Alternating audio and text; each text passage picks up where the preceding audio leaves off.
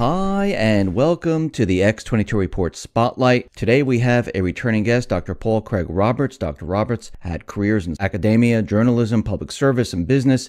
He is the chairman of the Institute of Political Economy. President Reagan appointed Dr. Roberts Assistant Secretary of the Treasury for Economic Policy, and he was confirmed in office by the U.S. Senate.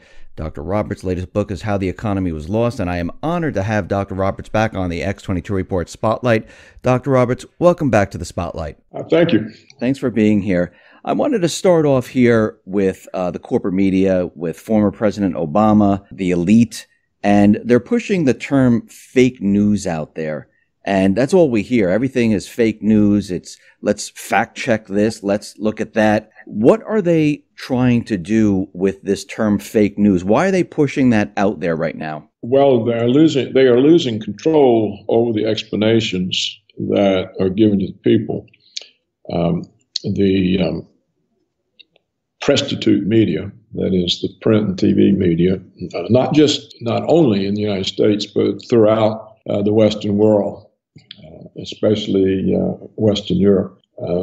This media produces news that allow the ruling elites to control the explanations. For example, they allow the CIA to control the explanations.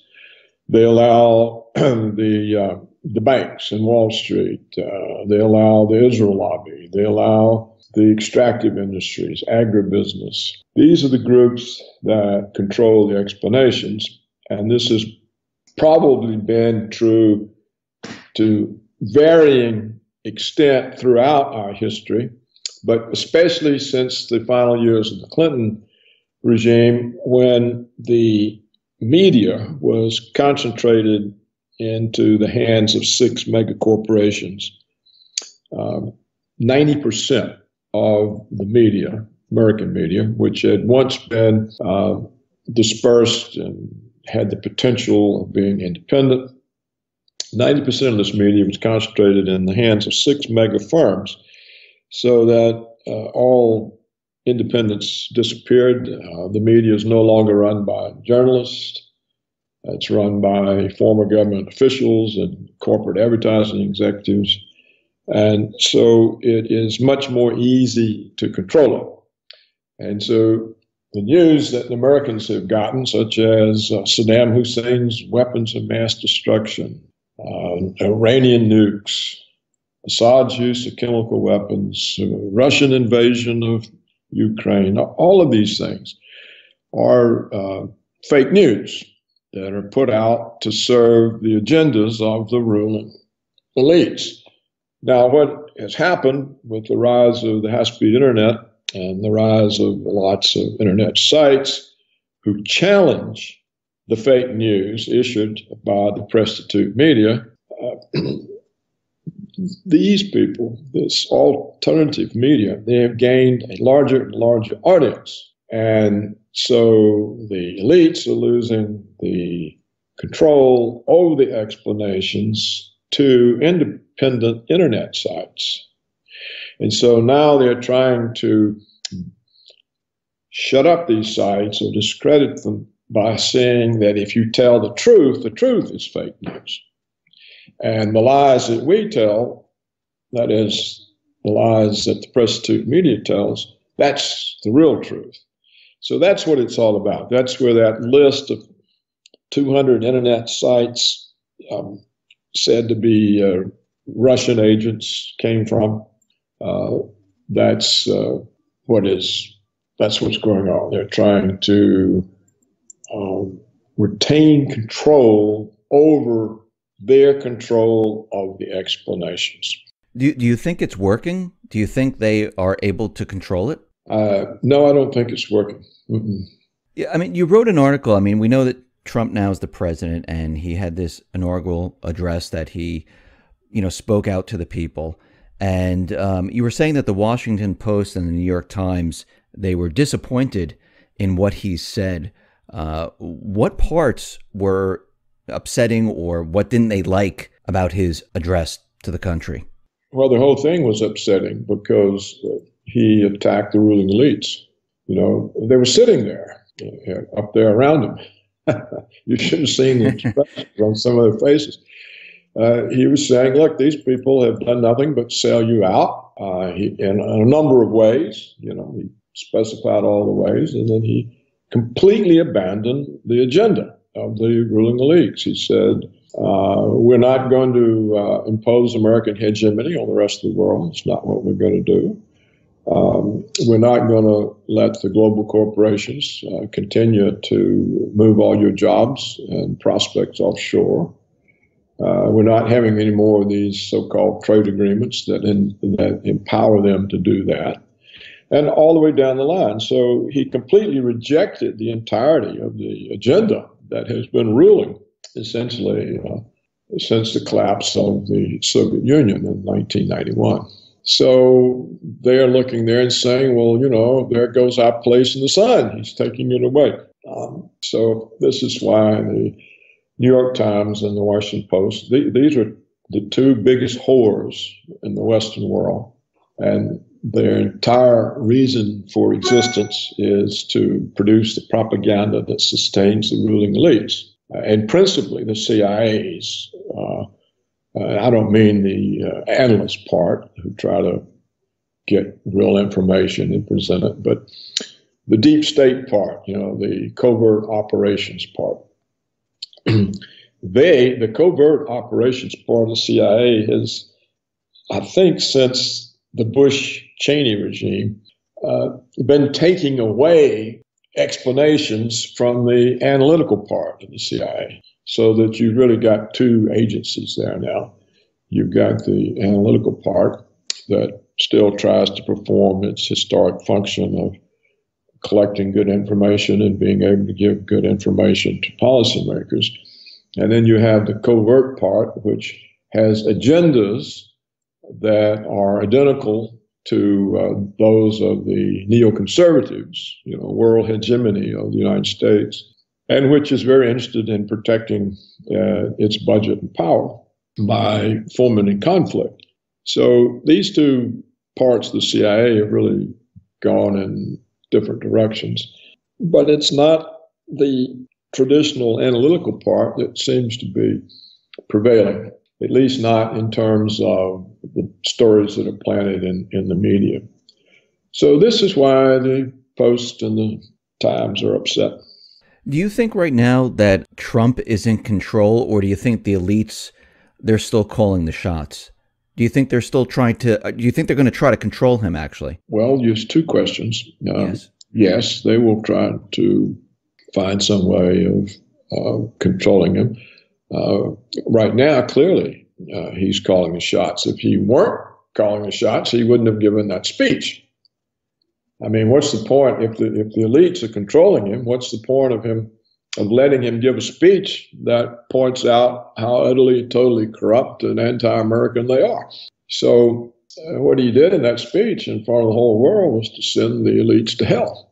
I mean, this was a complete, total rejection of them, a denunciation of them. And if they were controlling him, he wouldn't have been allowed to give that speech. For the other question, are they going to try to gain control? Do you think they are finished with trying to control what he does? What I'm saying is, will they take this to the next level? Of course they're not through. First they tried to block him from the Republican nomination by demonizing him. And it didn't work. And that's when we began to see they really were losing control of the explanations. I think this is really about the first time, well, maybe, they tried to do the same thing to Ronald Reagan, but not to this extent. So the extraordinary assault on Trump during the Republican campaign for the nomination had no effect on the outcome. He just rolled over all the establishment candidates. And so this was the first inkling that, hey, look, the elites are losing control of the explanations. No one paying attention.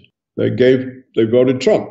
Then they, of course, redoubled these efforts during the presidential campaign. They were completely for Hillary, completely against Trump. Fantastic demonizations and accusations. And it didn't work. So we've had a second major piece of evidence that the elites have lost control over the explanations.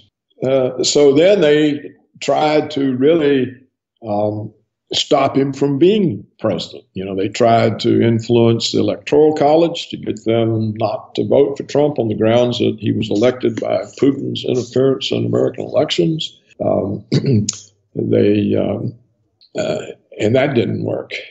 And so they tried to delegitimize him by massive protest of the inauguration. We had the New York Times posting photographs of Trump's attendance with Obama's.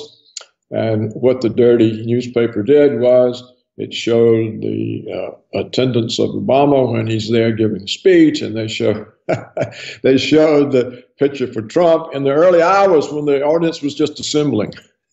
Yes, they did. Yes. When the people haven't gotten there yet. And all the pictures that we've seen since, and Brett Hume and others have made the point, it was a very large audience. Who knows, it may end up being larger.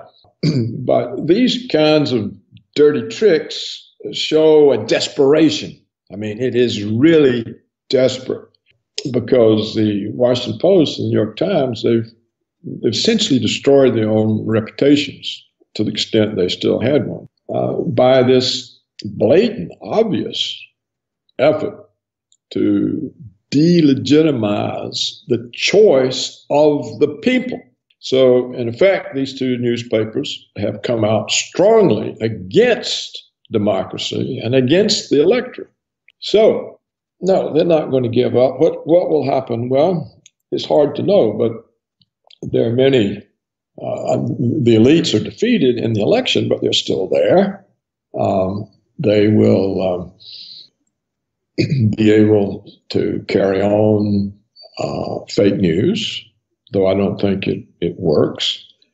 The covert part of the CIA could possibly orchestrate false flag events that would make it hard for Trump to continue with his agenda. The Federal Reserve could orchestrate an economic crisis that would move him off his agenda. Do you think Trump's life is in danger? In the end, it could be, yeah. If he's able to do anything. See, the real question is, can he do these things? Because even though the House and the Senate are under Republican majority control, the House and Senate, the members of both parties, they're not under Trump's control. They're under the control of the elite that provides their campaign funds. So the elites essentially control the House and Senate, because the House and Senate, unlike Trump, they're not a collection of billionaires who can finance their own campaigns. So they are dependent on the very elite that lost the election to Trump. So they can be used to block, to stymie, to delay, to wear down Trump's agenda. If that doesn't succeed, if somehow Trump is able to turn his presidency into a movement where the people are very engaged and vocal, this can make it harder for the elites to control the House and Senate.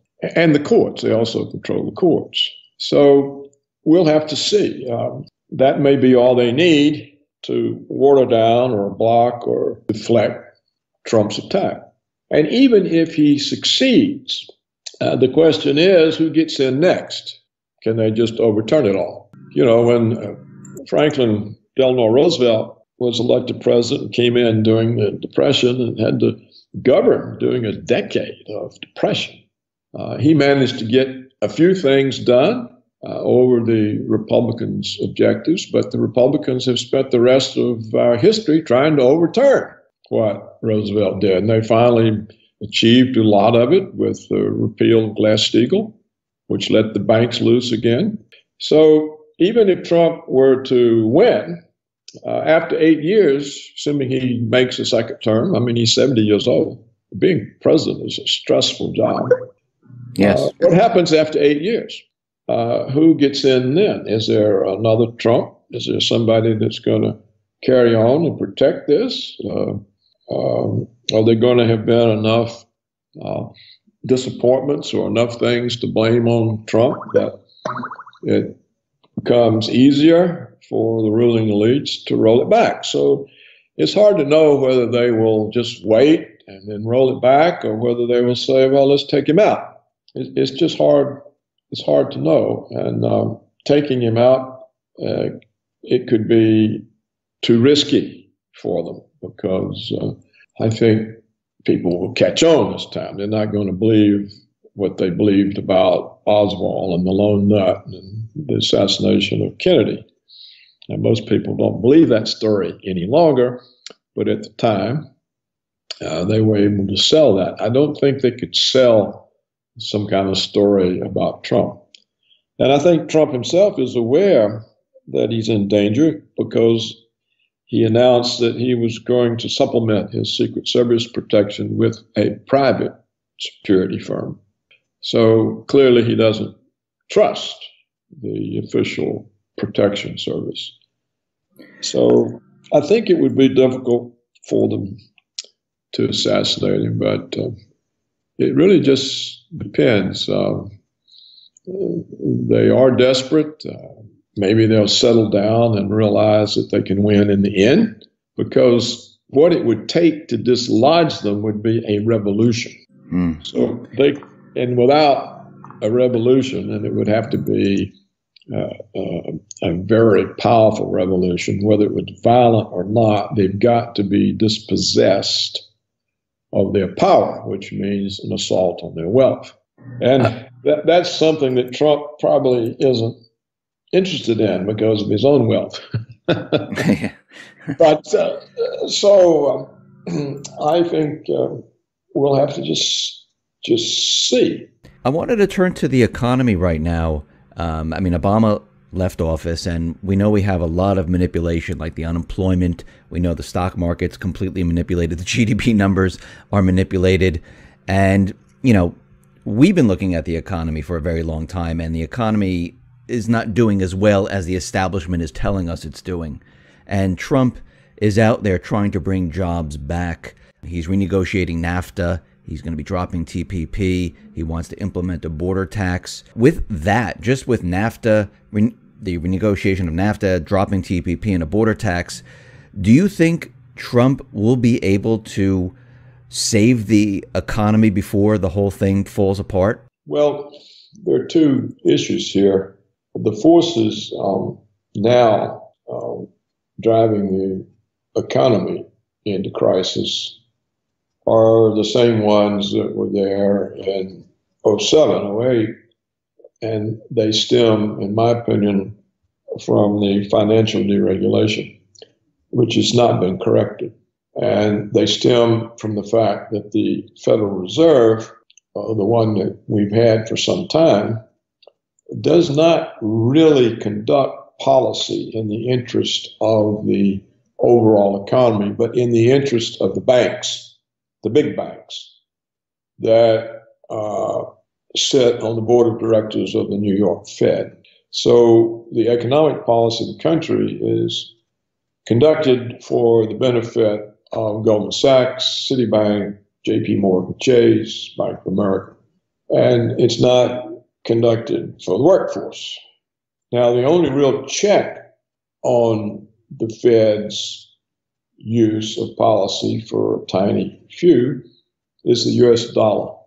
And if the U.S. dollar started collapsing, if it came under some kind of attack, and I don't know that it will or would or how that would come about, but if it did, since the reserve currency role of the dollar is the basis of American power, the Fed would have to abandon the banks and save the dollar. So with that as one part of the problem, let's go to the jobs.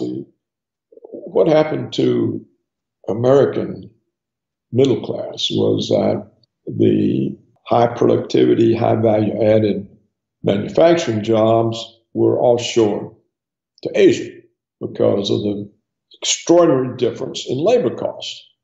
And of course, if a Chinese worker who's making, say, 1/20th or 1/25th the wage of an American worker, if that Chinese worker is working with the same capital, the same technology, the same business know-how, he's just as productive.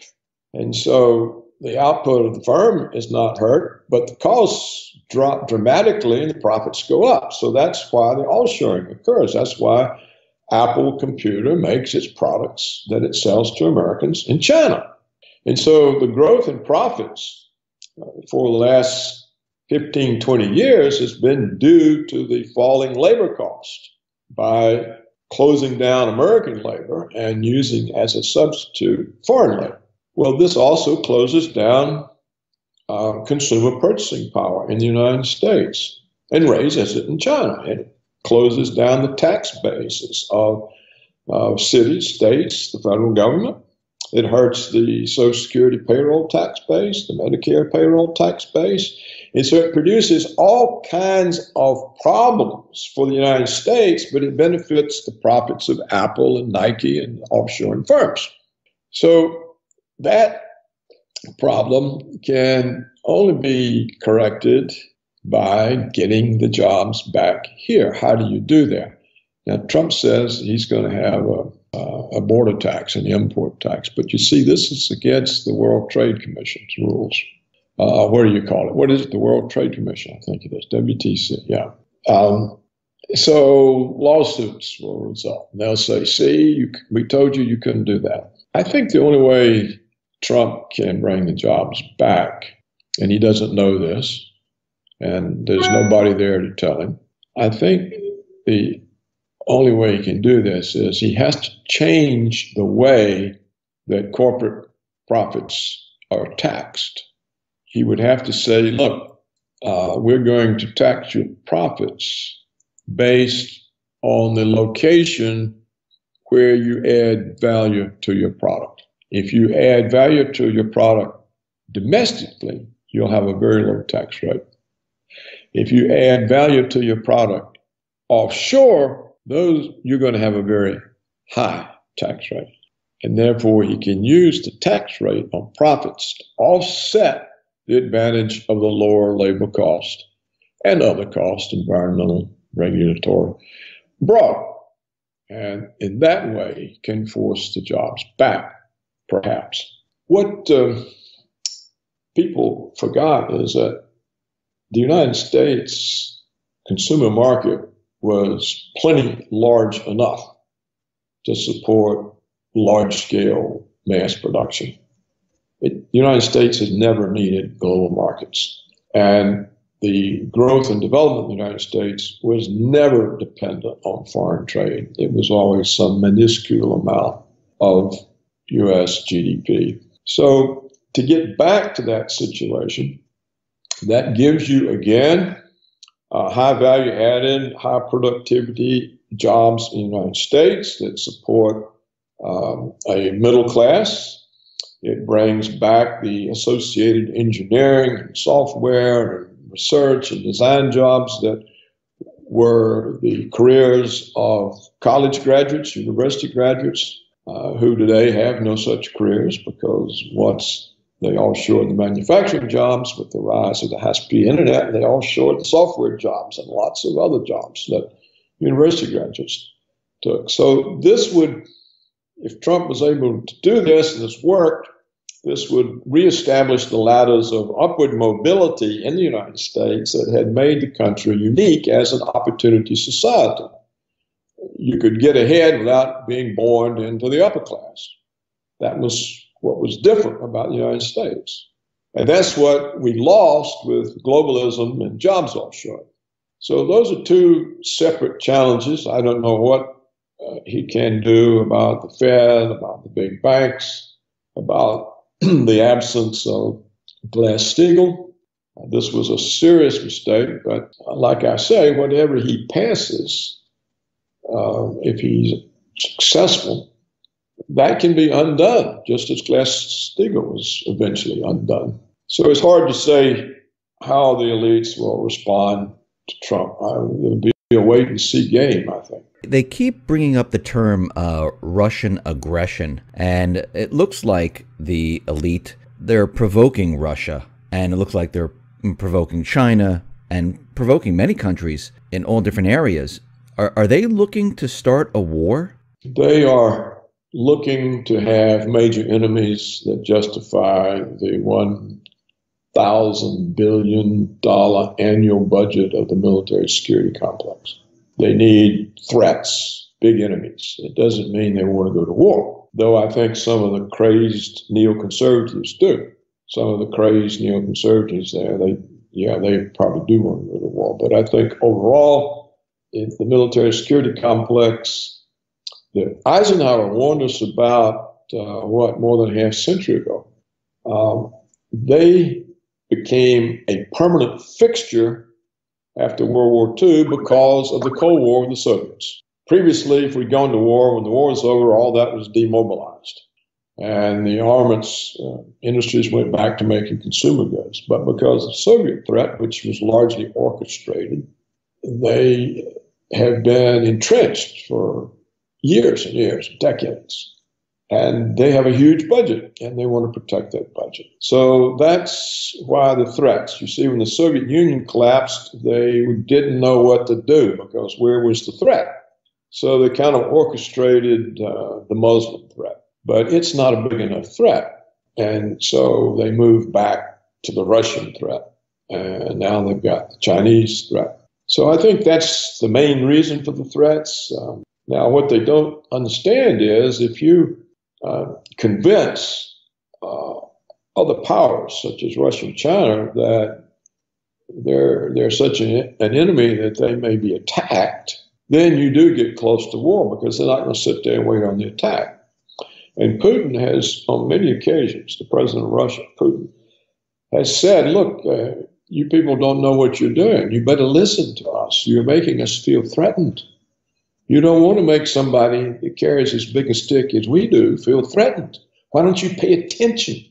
I keep telling you, you're driving this toward war. Stop. But they don't hear, as Putin says.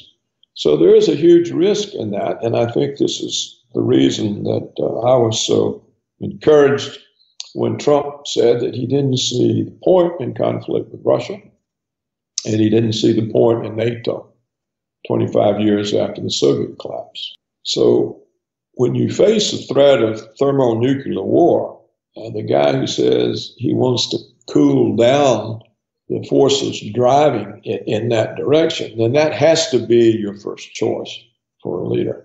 So I think that's why most thinking and thoughtful people voted for Trump, because war these days is not something that anyone survives. These thermonuclear weapons are massive, destructive power. They make the atomic bombs that the Americans dropped on Japan look like pop guns. So avoiding that is the most important thing humanity can do. And but you see, for Trump to do that, he's really telling the military security complex, look, your budget and your power are at stake. We don't need you to be able to have an enemy like Russia. There's no reason to have them as an enemy. We want to do business with them. It's much more profitable. And they're threatened by this. So the military security complex has interests adverse to the interest of the rest of humanity. There are many people predicting that the economy is going to crash this year. Do you see the economy actually making it out of 2017 whole, or do you think the elite, because you did mention this in the beginning of the interview, that they could try crashing the economy. Do you think that they would actually try to bring the economy down? You know, only if they have to deter Trump, because they don't benefit from it, except in getting rid of a threat to their long-term agendas. So they wouldn't do that easily. I mean, it would have to be, well, it's the only way we'll be able to block his agenda or or get rid of his assault on our power and privilege. And I think they'll be slow to come to that decision. As for the economy collapsing on its own, I expected that a long time ago, and I've been amazed that they've been able to sustain it with myths and false information. And then it dawned on me it's essentially the power of the Fed to manipulate it. You know, the Federal Reserve has a complete trading desk. They can trade anything. You know, traditionally, when I was in the Treasury, the Fed bought and sold bonds to affect the interest rate. And so it could control bond prices within reason, within limits. But today, it can control stock prices, bond prices, commodity prices, any price, because there's no limit on the Fed's ability to create money. And so losses mean nothing to the Fed. They just, if they lose $1 trillion, they push a button, they have another $1 trillion. So if you've got this type of money and say the stock market starts falling because of market forces, all you got to do is go in and buy S&P futures. The market goes back up. If the gold price starts going through the roof, casting doubt on the value of the dollar, all you have to do is go into the futures market and sell naked shorts of gold, and it drives the price down. So when you've got this type of power, it essentially for years now has been able to negate or offset market forces. And the market, people in the market, the savvy ones, they realized, hey, well, let's go along with the Fed, because why do we want to go against them? They're supporting the market. We'll get richer, not letting market forces decide. So when you have that type of situation, how long can that stay afloat? It surprised me, and I sort of come to the conclusion that it can stay afloat as long as the Fed wants, unless there's a run on the dollar. But I don't know who's going to produce the run on the dollar. So that's the situation.